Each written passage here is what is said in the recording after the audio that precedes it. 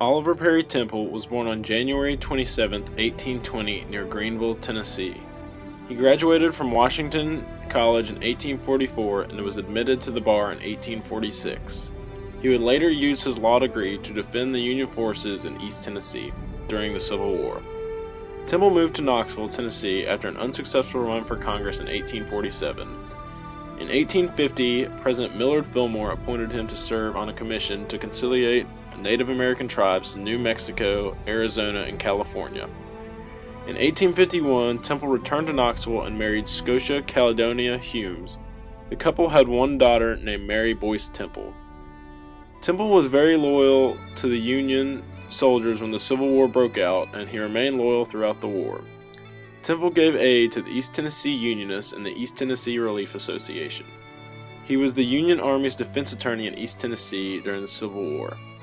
In later years, he organized the East Tennessee Farmers Convention, was appointed Chancellor of Tennessee's 8th District, and he also served as a trustee for the East Tennessee University.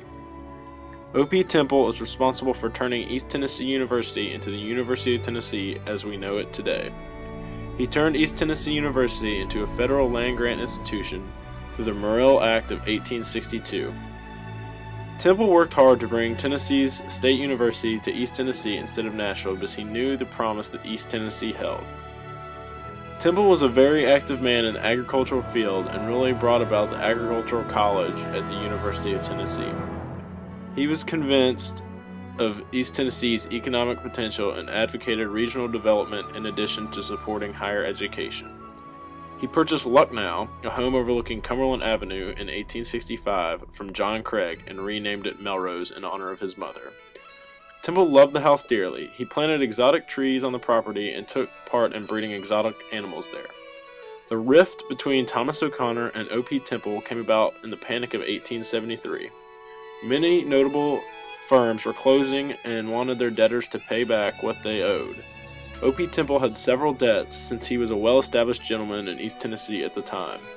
To try and pay back his creditors, Temple put his land in North Carolina up for sale, but no one bought it. Soon enough, the creditors forced the sale of his beloved Melrose. To pay part of Temple's debt back, the only buyer at this time with enough money was Thomas O'Connor. Thomas O'Connor was starting to become a wealthy man through the prisoner work leasing system. O'Connor was instructed to pay Reverend Humes the $20,000 that Temple owed, so that Temple would be released from debt. O.P. Temple was devastated by this and hated O'Connor for the rest of his life. Temple moved to another section of Knoxville until he retired from law in 1881 and served as Knoxville's postmaster until 1885.